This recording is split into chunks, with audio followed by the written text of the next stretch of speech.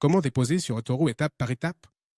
La première chose, et la plus importante, c'est de venir ici, sur la partie gauche, une fois que tu as déjà créé ton compte. Alors, une fois que tu es ici, ce que tu dois faire, c'est déposer des fonds. Pour cela, nous allons passer au compte réel. Tu cliques ici en bas, là où il est écrit changer de compte réel, en bas à gauche, et tu vas sur ton portefeuille réel. Dans ce cas, je n'ai pas d'argent ajouté, mais ce que tu vas faire pour pouvoir ajouter de l'argent, c'est cliquer là où il est écrit déposer des fonds et nous allons attendre que la page se charge ici pour pouvoir déposer de l'argent. Ensuite, cela se charge ici et nous avons plusieurs méthodes de dépôt. D'abord, ici, pour pouvoir déposer, nous devons choisir le montant d'argent que nous voulons déposer. Nous pouvons le faire en dollars, en euros, en livres sterling ou en dollars australiens.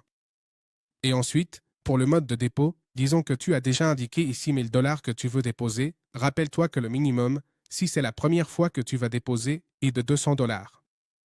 Mais si tu as déjà effectué un dépôt, alors le minimum est de 50 dollars, selon le pays où tu te trouves. Donc, je vais ajouter ici, par exemple, 2 cents dollars et ici, dans la méthode de dépôt, il apparaît carte de crédit ou de débit. Dans ce cas, seule la carte de débit m'est proposée. Dans ton cas, il se peut que la carte de crédit apparaisse, car cela dépend du pays dans lequel tu te trouves ou dans lequel ton compte a été créé. Et ensuite, si on le souhaite, on peut transférer directement par virement bancaire, mais pour cela le minimum est de 5 cents dollars, comme tu peux le voir ici. Dans ce cas, pour pouvoir transférer depuis une carte, c'est très simple. Il suffit d'indiquer ici le montant que tu souhaites déposer et ici tu vas simplement entrer tes informations, donc ton prénom, ton nom de famille, etc., puis ton numéro de carte et voilà, tu cliques sur déposer. Une fois que tu as cliqué sur déposer, l'argent sera automatiquement crédité, cela prend 1 à 2 minutes maximum et dès que le dépôt est effectué, il apparaîtra sur ton compte, il sera disponible ici et tu pourras simplement faire le dépôt et investir avec cet argent. Ensuite, pour pouvoir le faire par virement bancaire, rappelle-toi que le minimum est de 5 cents dollars et, selon la devise que tu choisis, cela peut aussi varier. Par exemple, si je mets ici, regarde, le minimum est de 446 € si tu déposes en euros. Donc voilà, c'est quelque chose à prendre en compte. On va mettre 500 ici et une fois que tu es sûr du montant que tu veux déposer, tu cliques sur continuer et là, automatiquement, une nouvelle page va s'afficher pour t'indiquer sur quel compte tu dois effectuer le virement. Donc c'est très simple, il suffit ici de saisir le numéro du bénéficiaire, qui dans ce cas est celui-ci. N'oublie pas que cela peut changer, c'est pour moi, mais dans ton cas il se peut qu'un autre nom apparaisse, car cela dépend de la réglementation et de l'emplacement de ton compte. Dans mon cas, mon compte est au Royaume-Uni, c'est pour ça que celui-ci s'affiche, mais si ton pays est différent, alors un autre nom peut apparaître ici. Ensuite, pour l'adresse du bénéficiaire, c'est à nouveau celle-ci, mais dans ton cas, cela peut être différent. Ne te fie pas à ce qui apparaît dans cette vidéo, car il se peut que les informations soient différentes. Ensuite, le nom complet de la banque apparaît, qui dans ce cas précis est JP Morgan, puis l'adresse complète et détaillée de la banque si elle est demandée, le numéro de compte bancaire, le code SWIFT, ainsi que le numéro IBAN au cas où ce code serait requis pour les comptes en dollars américains. Donc, si tu vas déposer localement aux États-Unis, tu utilises ce compte.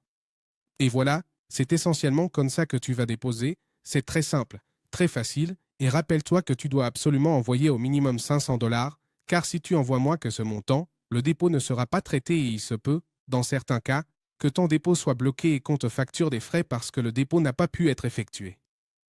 Donc, n'oublie surtout pas que si ta banque te prélève des commissions ou quelque chose du genre, tu dois t'assurer qu'après la déduction des commissions et de tous les frais, le montant qui arrivera sur eToro soit bien de 500 $, car sinon il se peut qu'il refuse le dépôt et qu'il te facture une commission.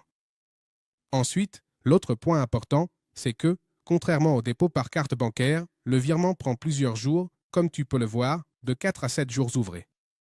Donc, si tu es pressé et que tu veux déposer immédiatement, le mieux est de le faire par carte. Mais si tu peux attendre, il n'y a pas de problème, car le traitement prend entre 4 et 7 jours. Il faut donc que tu sois attentif à cela.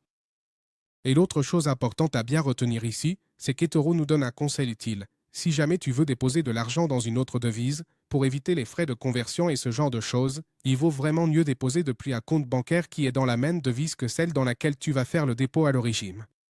Cela permet d'éviter des frais supplémentaires inutiles. C'est-à-dire, si tu vas faire un dépôt en dollars, essaie que le compte depuis lequel tu vas effectuer ton dépôt soit aussi en dollars, et si tu vas faire un dépôt en euros, que le compte soit en euros, et ainsi de suite, afin que tu n'aies aucun problème au moment de déposer ici, sur eToro.